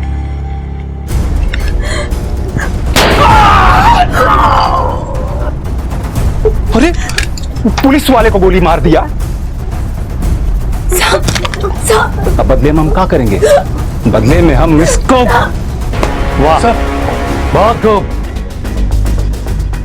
हम यही देखना चाहते थे कि आप यहाँ क्या कर रहे हैं। सर, शर्म आनी चाहिए तुम्हें। पुलिस पब्लिक की सुरक्षा के लिए होती है। तुम्हारे जैसे गद्दार अफसरों की वजह से पब्लिक पुलिस से मदद लेने में कतराती है। बहुत गलत किया है तुमने। तुम्हें सिर्फ सस्पेंड नहीं किया जाएगा, बल्कि फेक इनकाउंटर और अपने सहकर्मी पे गोली चलाने के जुर्म में तुम्हें गिरफ्तार किया जाएगा। साहब, मेरा बच्चा बेकसूर है साहब। तुम निश्चिंत रहो शंभू, अगर तुम्हारा बच्चा बेकसूर है तो वो बहुत जल्द घर जाएगा। आज से आप ये केस हैंडल करेंगे और विक्रम को गिरफ्तार कीजिए, और इसके साथ जितने कांस्टेबल मिले हैं सबको अरेस्ट कीजिए। सब पे कार्रवाई होगी, और इस केस की सारी रिपोर्टिंग आप डायरेक्ट मुझे करेंगे। Right sir. गिरफ्तार कीजिए।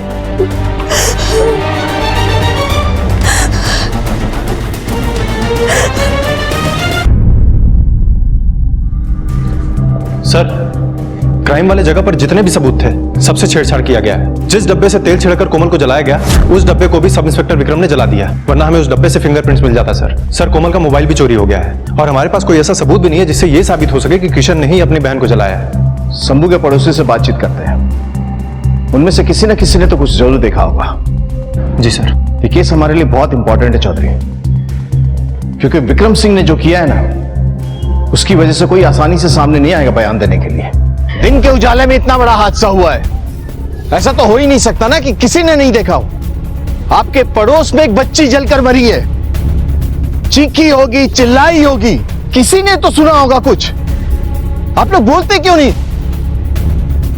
भगवान के लिए बता दीजिए साहब को, कोमल आप सबकी भी बच्ची है, वहां उसका जीवन अधर में लटका हुआ, कम से कम मेरे बच्चे को तो बचा लो। तुम बता दो साहब को कि मेरे किसी ने कुछ नहीं किया है, वो बेकसूर है। अरे साहब, हमने ना तो इनके बेटे को जलाते देखा है ना तो बचाते देखा है, हमें इन सब मामले में नहीं पड़ना है।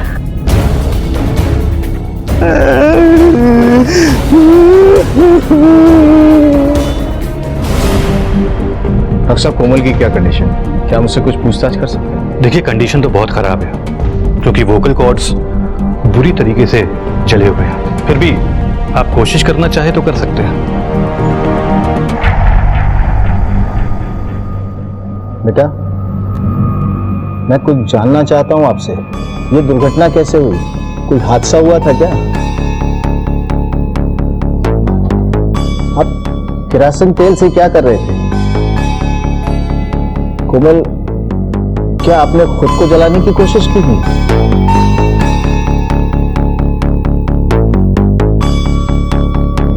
किसी और ने जलाया? कौन था वो? नाम बताओ उसका। बोलो बोलो बोलो।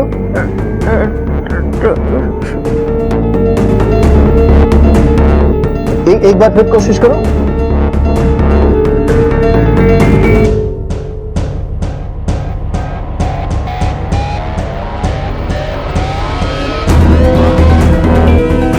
देखिए सर, हमें नहीं लगता है कि अभी ये कुछ बता पाएंगे।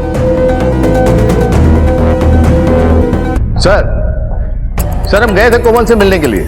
उस लड़की कोमल से कुछ बयान लिया? हाँ सर, उसे ये तो बताया कि उसे कोई मारने की कोशिश कर रहा था, लेकिन नाम नहीं बता पाई सर। सर, वोकल कॉर्ड पूरा जल चुका है। देखिए, आरोपी विक्रम सिंह चूंकि अपने डिपार्टमेंट से, इसलिए इस केस को गंभीरता से लेना होगा। Okay sir. सर, ये बच्ची आपसे बात करना चाहती है। क्या नाम है बेटा? अनु।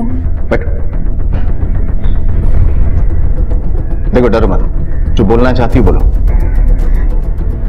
कोमल को किशन भैया ने नहीं जलाया था।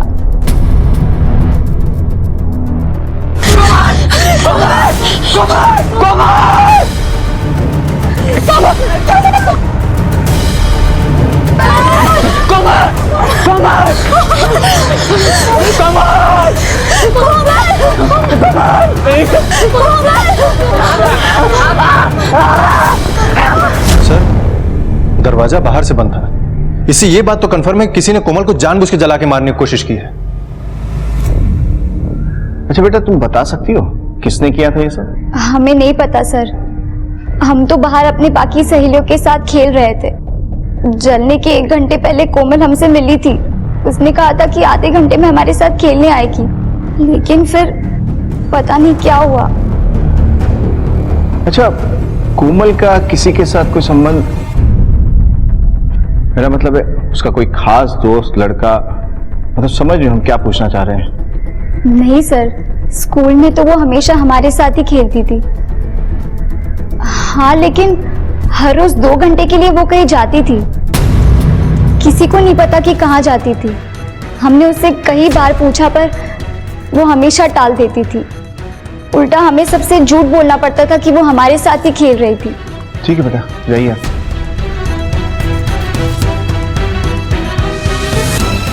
किशन को छोड़ दो। ठीक है सर।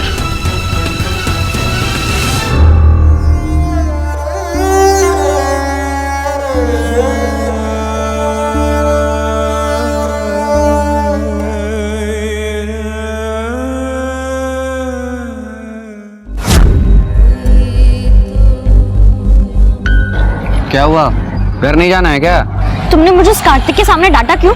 हाँ, सारी गलती उसकी थी, वो बार बार मुझे तंग करता और तुमने। चल बैठ। बैठ गई? देख कि जब बाजार में हाथी चलता है ना, तो उसके पीछे जानवर भूखने वाले लग ही जाते हैं। मैं हाथी हूँ? नहीं, वो कुत्ता है और ऐसे लोगों से दूरी बनाकर ही रखनी चाहिए। तुम बस अपनी पढ़ाई पे ध्यान दो। तुम तो ना मुझे पढ़ाई के लिए बोलो ही मत, खुद तो पढ़ाई छोड़कर बैठे हो। तुम पढ़ते क्यों नहीं हो? काम भी तो करना होता है, घर का खर्चा कैसे चलेगा। और वैसे भी तुम तो हो ना हमारे बदले पढ़ने के लिए। और तुम ना बात बात पे लड़ा मत करो हमसे। अरे बड़ा हूँ तुमसे।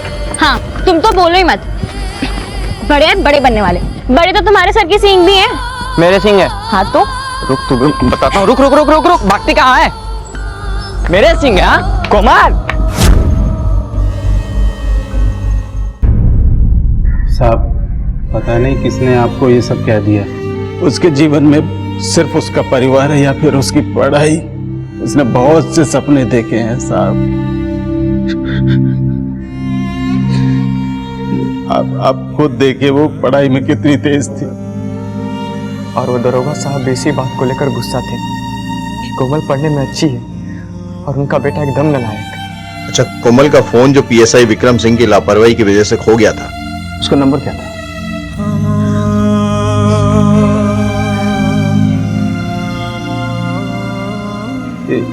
यहाँ लिखा है सर। नोट करो। ठीक है, आप लोग जा सकते हैं। इसको ही छोड़ दीजिए। हाँ लीजिए।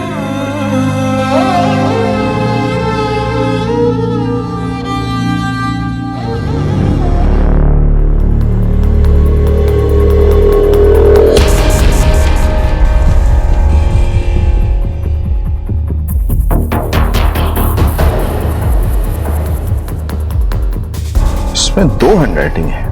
अगर एक कोमल की है तो दूसरी किसकी होगी, पता करना होगा।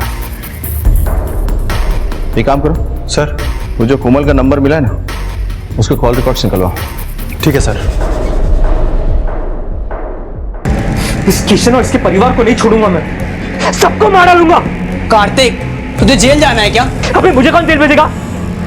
मेरा बाप है, बचा लेगा मुझे।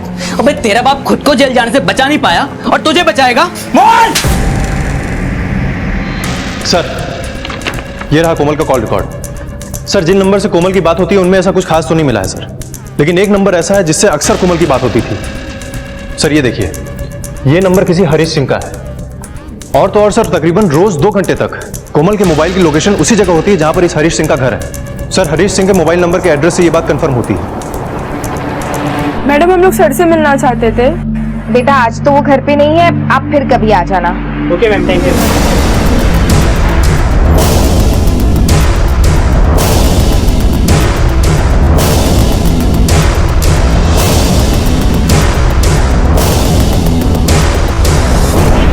हरीश सिंह यहीं पे रहते हैं क्या? जी। हमें हरीश सिंह जी से बात करनी है, बुलाइए उन्हें। जी अभी तो वो घर पर नहीं है। क्या बात है, आप मुझे बता सकते हैं, मैं उनकी पत्नी हूँ। हमें एक लड़की कोमल के बारे में पूछताछ करनी है, आगे की बस्ती में रहती है। यहाँ आती है क्या पढ़ने? उस बस्ती की लड़की का यहाँ क्या काम? कोमल नाम की कोई लड़की यहाँ पढ़ने नहीं आती। हरीश जी का फोन भी बंद आ रहा है। जब वो घर पे आए तो उनसे कहिएगा थाने में आके मिलना है। जी।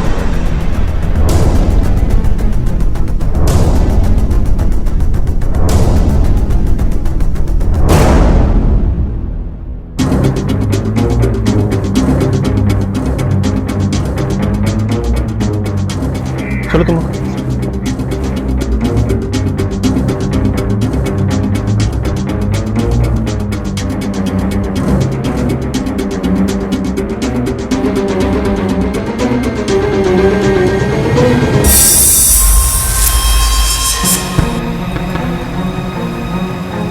मुझे पूरा यकीन है कि कुमार को चलाने वाला कोई और नहीं बल्कि दरोगा है, और मैं उसके किए की सजा मैं उसे जरूर दूंगा।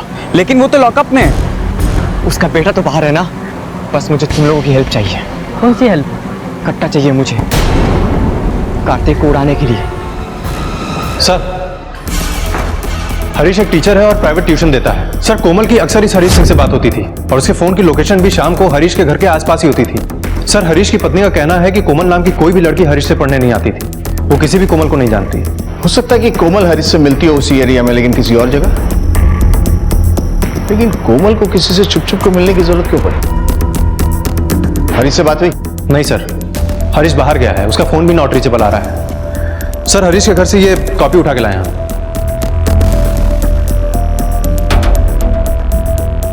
ये कॉपी और कोमल की कॉपी को हैंडराइटिंग एक्सपर्ट के पास भेज दो। कोमल की कॉपी में जो दूसरी हैंडराइटिंग मिली है, हमें देखना होगा कहीं हरीश से मैच तो नहीं करती है। और कोमल के स्कूल में पूछताछ करो। ठीक है सर। सर, कोमल हमारी स्कूल की शान है, वो हर कंपटीशन में फर्स्ट आती है। बहुत बुरा हुआ कोमल के साथ, लेकिन मुझे मालूम है वो हार नहीं मानेगी। She is a fighter. Sir, Komal तो बहुत अच्छी लड़की है, लेकिन कार्तिक उसे बार बार परेशान करता था। उसने तो एक बार उस पर इल्जाम भी लगाया था कि वो चीटिंग कर रही है। जब उसका सच टीचर के सामने आया, तब टीचर ने उसे 10वीं की परीक्षा देने से रोकी।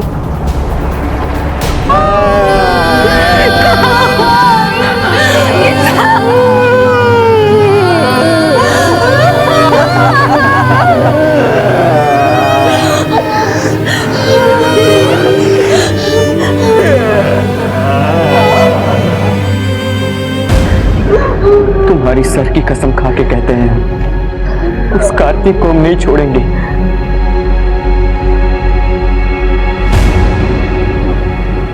किसान! सर, कोमल के स्कूल में पता किए हैं, सब उसकी बहुत तारीफ कर रहे थे। लेकिन सर सबका यह भी कहना है कि कार्तिक और उसका फादर विक्रम, ये दोनों कोमल से बहुत जलते थे सर। कहीं ऐसा तो नहीं कि इसी जलन की वजह से कार्तिक ने कोमल को मार दिया? क्योंकि अगर लोगों के बयान को ध्यान में रखे तो विक्रम सिंह उस दिन फील्ड में था। हेलो, क्या? सब कुछ इधर अंदर है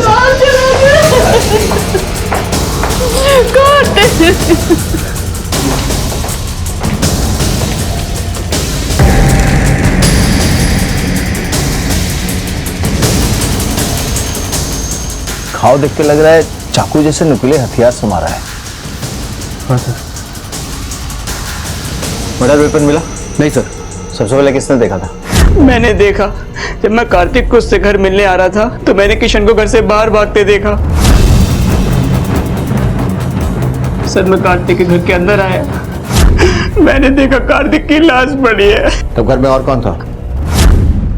साहब, हम तो मंदिर गए थे, यहाँ आए तो देखा मोहन खड़ा है यहाँ पर। कार्तिक आंखों के सामने जवान बेटा चला गया साहब। चौधरी सर, फॉरेंसिक टीम में फोटोग्राफर को बुलाओ, एविडेंस कलेक्ट करो। ठीक है सर। ओके, ठीक है सर। खबरी ने भी यही बताया, किशन ने एक कट्टा मंगवाया था अपने दोस्तों से पैसा उधार लेकर। सर, वो कार्तिक को मारने का प्लान बना रहा था। लेकिन खून तो किसी नुकीले हथियार से हुआ था ना? हाँ सर। अगर किशन ने कट्टा मंगवाया था तो उसका इस्तेमाल क्यों नहीं किया? और वैसे भी मुझे मोहन की बात पे ज्यादा विश्वास नहीं है। ये कार्तिक का खास दोस्त है, लेकिन किशन को तो हमें उठाना ही होगा।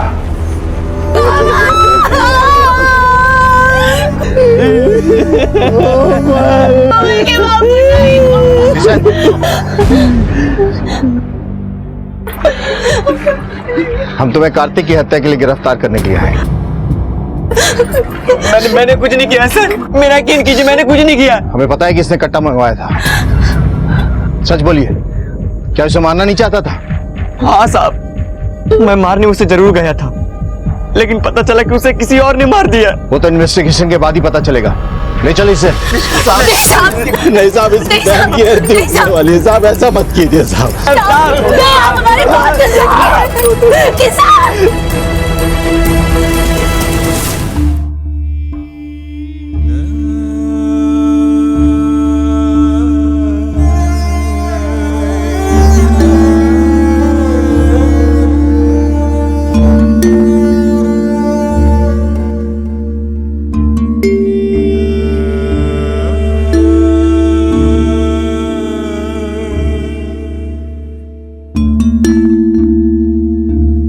शंभू और शांति अपनी बेटी कोमल को खो चुके थे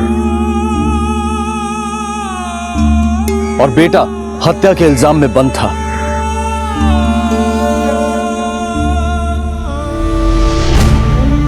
बेटी की मौत ने उन्हें अंदर तक तोड़कर रख दिया था और बेटे पर भी कानून का फंदा कसता हुआ दिखाई दे रहा था। शंभू और शांति हर पल बस अपनी बेटी के कातिल को सजा और अपने बेटे की रिहाई की कामना कर रहे थे। सर, कोमल का फोन ऑन किया गया था। जब हम फोन किए तो किसी आदमी ने उठाया। हम उसको थाने बुलाए सर। हमने कुछ नहीं किया साहब, हमने कोई चोरी नहीं की। हमें फोन वहां जंगल में मिला था जहां भैंस चराने गए थे। बाहर लेके जाओ। सर यदि हम विक्रम की माने तो विक्रम ने कोमल का ये फोन अपने बेटे कार्तिक को दिया था और कार्तिक के पास से ये फोन चोरी हुआ है। चरवाहे को लेके जाओ जहां मोबाइल मिला था और पूरा इलाका अच्छे तरह से छानबीन करो।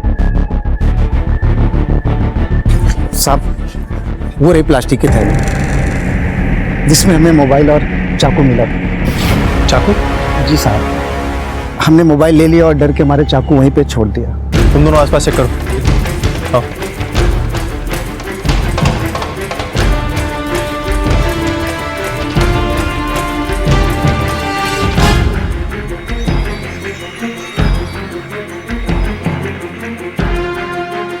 इसको फोरेंसिक के लिए भेजो। सर जंगल से हमें एक चाकू मिला था जो हमने फोरेंसिक डिपार्टमेंट को दे दिया है। सर कार्तिक का कॉल रिकॉर्ड भी आ गया है, लेकिन इसमें कुछ खास नहीं है सर। लेकिन सर ये रहे कार्तिक के दोस्त मोहन के कॉल रिकॉर्ड्स और उसकी मोबाइल लोकेशन। इसमें एक खास बात है सर। मैंने कुछ नहीं किया, विद्या कसम। हमें वो चाकू मिला है जिससे कार्तिक का खून हुआ है और उसपे मिले हैं तुम्हारे उंगलियों के निशान। और जहां से कोमल का मोबाइल मिला है ना, वहीं मिला है तुम्हारा मोबाइल का लोकेशन। ये क्या कह रहे हैं आप? बेटा कह दे कि तुमने कुछ नहीं किया। बोल बेटा बोल। अब कुछ भी छुपाने से नहीं चलेगा, सच सच बताओ।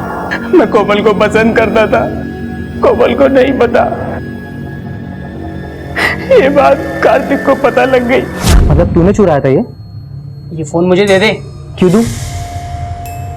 ये डब्बे से फोन का तू क्या करेगा? हाँ देख, ये फोन कोमल का है। हाँ तो? ओह अच्छा, मतलब तू कोमल से प्यार करता था। लेकिन क्या करे बेटा, तेरे प्यार का तो अब राम नाम सत्य हो गया। लेकिन कुछ भी बोल मोहन, बड़ी मस्त दिखती थी वो। बकवास बंद कर। तू मुझे धक्का देगा? हाँ मुझे धक्का देगा? हाँ खड़ा चल निकल यहाँ से। अगर अगली बार दिखाना तेरा थोपड़ा मार दूंगा। निकाल।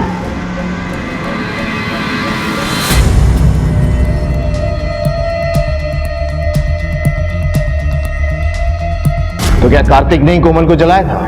नहीं, जिस दिन ये कोमल के साथ सब कुछ हुआ कार्तिक मेरे साथ था। हम मेले में गए थे। अंदर डालो इसे। सर हरीश के घर से हम जो कॉपी उठाए थे उसकी हैंडराइटिंग और कोमल की कॉपी में जो दूसरी हैंडराइटिंग थी वो दोनों सेम है सर। और ये हैंडराइटिंग हरीश सिंह की है। उसका मतलब कोमल हरीश से पढ़ती थी? Yes sir. तो फिर हरीश की पत्नी ने ये बात हमसे छुपाई क्यों? हरीश आया? हाँ सर, आज सुबह ही आया है। स्टूडेंट क्वेश्चन नंबर 15 है, मिस्टर सिद्धांत and company a sole proprietor concern is converted into company सिद्धांत कंपनी लिमिटेड।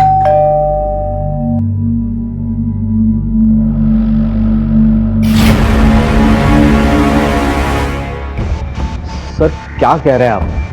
मुझे तो पता ही नहीं कोमल के साथ ये सब कुछ हो गया। लेकिन जब हम पिछली बार आपसे मिलने आए थे तो आप घर पे नहीं थे और आपकी पत्नी ने कहा था कि कोमल नाम की कोई भी लड़की आपसे पढ़ने नहीं आती और ये किसी कोमल को नहीं जानती। एक मिनट सर, आप यहाँ तुमने बताया नहीं सर यहाँ पे आए थे? जी मुझे लगा आप बेकार में परेशान हो जाएंगे। चुप बैठो तुम। सर कोमल बहुत अच्छी लड़की थी और पढ़ाई में तो बहुत तेज थी। तो फिर कोमल को सबसे छुप कर आपसे पढ़ने क्यों आना पड़ता था? सर वो तो सजेशन मैंने दिया था। देखिए सर, मेरा क्लास बहुत छोटा है, यहाँ अमीर घर के और बड़ी जाति के बच्चे आते हैं। अगर उनको पता चलता कि कोमल यहीं पढ़ती है और मैं उन्हें पढ़ाता हूँ तो उनके घर वाले उन्हें यहाँ भेजने से मना कर देते। तो मैं कोमल को अलग से अकेले में पढ़ाया करता था, इसकी फी भी नहीं लेता था मैं। सर कोमल एक अच्छी लड़की थी, खुद के पैरों पे खड़ी होना चाहती थी, अपने माँ बाप के लिए कुछ करना चाहती थी।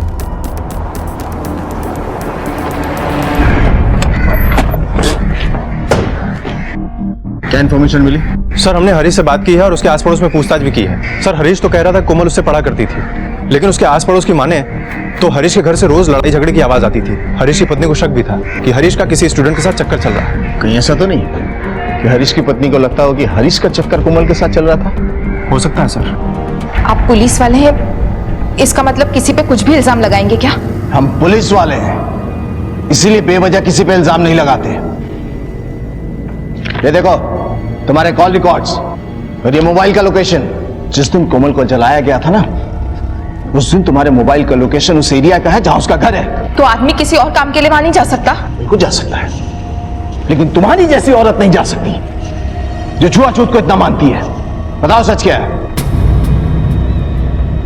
बताओ, वरना हमारे पास और भी तरीके हैं सच उगलवाने के। हाँ, मैंने ही उसे मारा है। इतनी सी लड़की मेरा घर जलाने चली थी, मैंने उसे ही जलाकर मार डाला।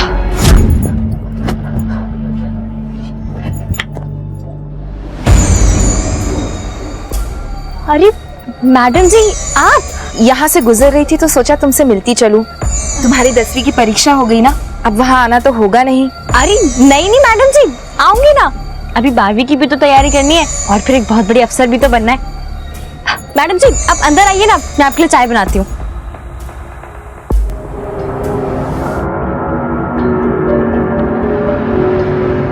अरे मैडम जी बस 2 मिनट दीजिए, मैं भी बना देती हूँ। आराम से। लेकिन कोमल, अब ये तुम्हें नहीं पढ़ा पाएंगे, आजू बाजू वाले बातें बनाते हैं। अच्छा वो बात मैडम जी, हाँ सर ने हमें बताया था, तो उन्होंने हमें बोला कि अब से ना हम लोग पढ़ाई छुप कर करेंगे। वो टीले वाला मंदिर है ना, वहाँ पे कोई आता जाता नहीं है ना, इसलिए। उस 2 कौड़ी की लड़की के लिए इन्होंने मुझसे झूठ बोला, मुझसे कहा उसे पढ़ाना बंद कर देंगे, लेकिन घर के बाहर कहीं और जगह ढूंढ रहे थे उसे पढ़ाने की।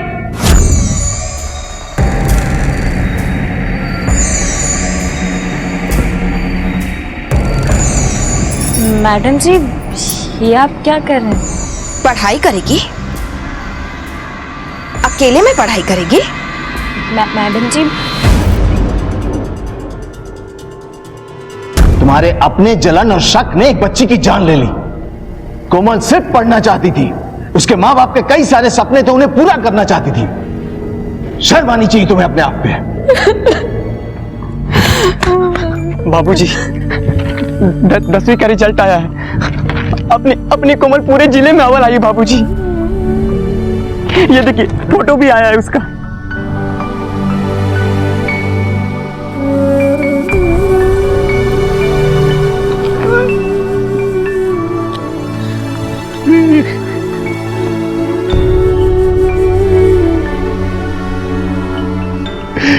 अब क्या फायदा, हमारी कोमल के सपने तो उसी के साथ चले गए।